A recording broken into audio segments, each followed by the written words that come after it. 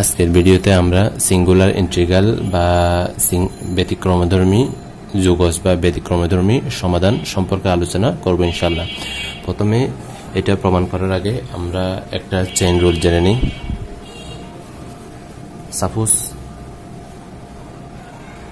f একটা function যেখানে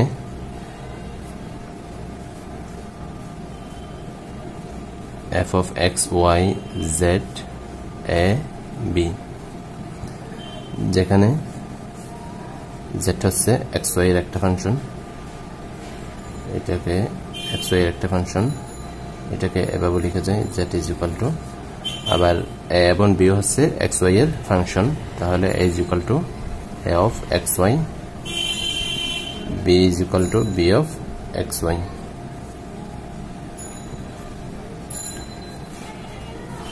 সুতরাং এখন আমরা f এর উপর আমরা যদি চেইন রুল প্রয়োগ করি xyz ab, তাহলে চেইন রুল অনুযায়ী আমরা জানি এটা হচ্ছে x, এটা y, এটা z, এটা a, এটা b। তাহলে f যেহেতু অনেকগুলা চলকের সমন্বয় একটা ফাংশন, তাহলে f কে আমরা সরাসরি ডিফারেন্সিয়েশন করতে পারবো না, তাহলে আমরা আংশিক পার্শিয়ালি ডিফারেন্সিয়াল করতে হবে, পার্শিয়াল ডিফারেন্সিয়েশন করতে হবে। তাহলে del f divided by del x, del f divided by del y, যখন z এর সাপেক্ষে করব তখন del f divided by del z, যখন a এর সাপেক্ষে করব তখন del f divided by del a, যেহেতু a হচ্ছে xy এর একটা ফাংশন, যখন b এর সাপেক্ষে করব তখন del f divided by del b। আবার যেহেতু z টা xy এর একটা ফাংশন, তাহলে এখান থেকে আমাদের দুইটা আসবে, একটা হচ্ছে x আর একটা হচ্ছে y, এখানেও দুইটা আসবে, একটা হচ্ছে x আর একটা হচ্ছে y, এখানেও দুইটা আসবে, একটা হচ্ছে x আর একটা হচ্ছে y। যখন z কে আমরা x এর সাপেক্ষে ডিফারেন্সিয়েশন করব তখন আমরা z কে টোটাল ডিফারেন্সিয়েশন করতে পারবো না, কারণ z টা দুইটা চলকের সমন্বয়, তাহলে অর্থাৎ z টা দুইটা চলক বিদ্যমান আছে, এই জন্য z কে আমরা পার্শিয়াল ডিফারেন্সিয়েশন করব। তাহলে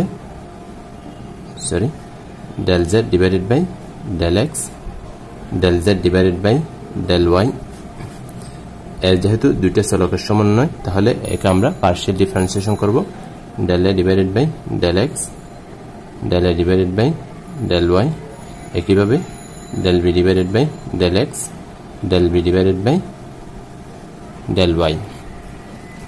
এখন যখন আমরা x এর সাপেক্ষে f কে পার্শিয়াল ডিফারেন্সিয়েশন করব তখন আমরা লিখতে পারবো x যেখানে আছে x এর টার্মগুলো আমরা লিখব। তাহলে এখানে একটা পাচ্ছি x এর টার্ম, x এর সাপেক্ষে করলাম, তাহলে del f divided by del x, x এর সাপেক্ষে আর কোথায় পাই আমরা, এই জায়গায় পাই del z divided by del x, কিন্তু এটা আসছে কোথা থেকে, del f divided by del z into del z divided by del x, তাহলে del f divided by del x del z divided by del x। Similarly del f divided by del a, যেহেতু দুইটা চলকের সমন্বয় x এবং y, তাহলে এটাকে আমরা লিখতে পারবো del f a, del f divided by del a into del a divided by del x, একইভাবে del f divided by del b divided by del x। Chain rule অনুসারে del f divided by del b into del b divided by del x।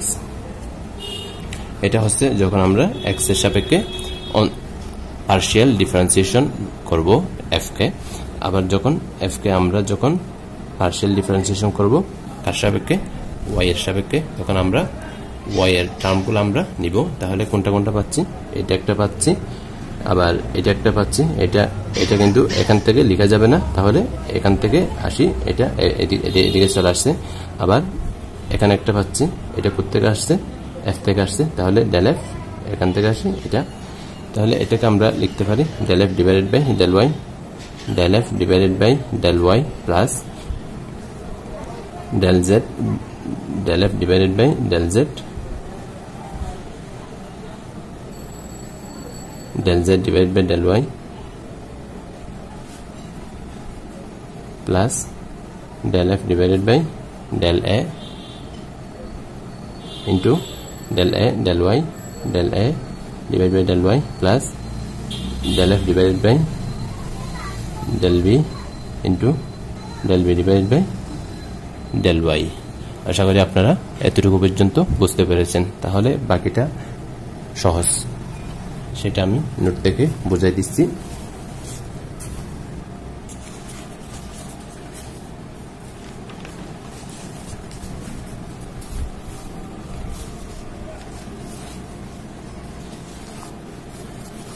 তাহলে প্রথমে আমরা ধরে নিই singular integral বা singular সলিউশনটা আমরা কিভাবে প্রমাণ করব। লেট f of xyz, fটা হচ্ছে xyz ab এর একটা ফাংশন, এই পাঁচটা চলকের সমন্বয়, যেখানে z হচ্ছে xy এর ফাংশন, ab হচ্ছে xy এর ফাংশন। এটাকে এক নাম্বার দিলাম। Be a complete integral of pi, pi এর একটা পূর্ণাঙ্গ সমাধান হচ্ছে 1।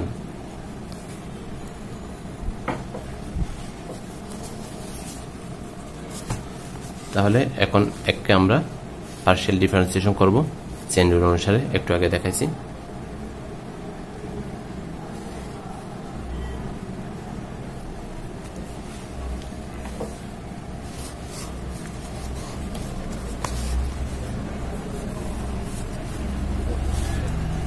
এটাকে দিলাম 3 নাম্বার। আবার আমরা জানি del z divided by del x is equal to p, তাহলে del z divided by del x এর পরিবর্তে p বসালাম, বাকিটা যেভাবে আছে সেভাবে রেখে দিলাম 3 নাম্বার। এবং যখন y এর সাপেক্ষে করলাম f কে যখন y এর সাপেক্ষে করলাম তখন আমরা এই লাইনটা পাই যেখানে del z divided by del y সমান q। আবার আমরা জানি কমপ্লিট ইন্টিগ্রাল থেকে ভিডিওটা আপনারা দেখে নেবেন। কমপ্লিট ইন্টিগ্রাল থেকে আমরা জানি del f divided by del x plus del f divided by del z into p is equal to 0, আবার del f divided by del y plus del f divided by del z q into 0। তাহলে এই জায়গায় আমরা সেটা apply করতে পারি। এটা সমান 0, এতটুকু সমান 0, তাহলে বাকি থাকে আমার এটা আর এটা। ফ্রম 4, তাহলে 3 এবং 4 থেকে আমরা এই জিনিসটা পাই। এখন এখান থেকে এটা বিয়োগ দিব, এবং এখান থেকে যখন 3 থেকে এটাকে দিলাম 5 নাম্বার, এটাকে দিলাম 6 নাম্বার। যখন 5 থেকে 6 আমরা বিয়োগ দিব তখন আমরা একটা জিনিস যদি লক্ষ্য করি, এই 4টা টার্ম হবে। যখন 5 থেকে 6 বিয়োগ দিব তখন আমাদের 4টা টার্ম থাকতে পারবে না, থাকতে পারবে 2টা টার্ম বা 2টা পদ থাকতে পারবে। তাহলে এখানে যদি লক্ষ্য করি আমরা এটাকে যদি আমরা del b divided by del y দ্বারা গুণ করি, আর 6 নাম্বারকে যদি আমরা del b divided by del x দ্বারা গুণ করি, তাহলে এখানে একটা আমরা পদ পাই del b divided by del y, এটা গুণ তারপর del b divided by del x। তাহলে এটা আর এটা কি হয়ে যায়, আমাদের চলে যায়। আবার দ্বিতীয় ক্ষেত্রে আমরা 5কে del a divided by del y, del a divided by del y, তখন এই টার্ম আর এই টার্ম চলে যায়। 5কে আমরা del a divided by del y এবং 6কে del a divided by del x দ্বারা গুণ করে 5 থেকে আমরা 6 বিয়োগ করব। তাহলে সেটা একটু আমরা দেখে নিই।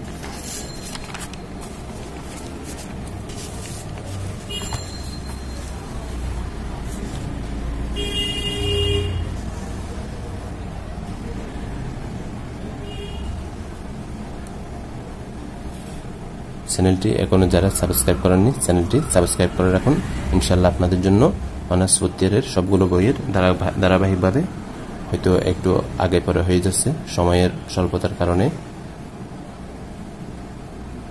সাবস্ক্রাইব করে রাখুন চ্যানেলটি, পাশে থাকা নোটিফিকেশন বাটনটি অন করে রাখুন যাতে আমার পরবর্তী ভিডিওগুলো আপনারা সহজে পেয়ে যান এবং আপনাদের বন্ধুদেরকে শেয়ার করে জানাতে সহযোগিতা করুন।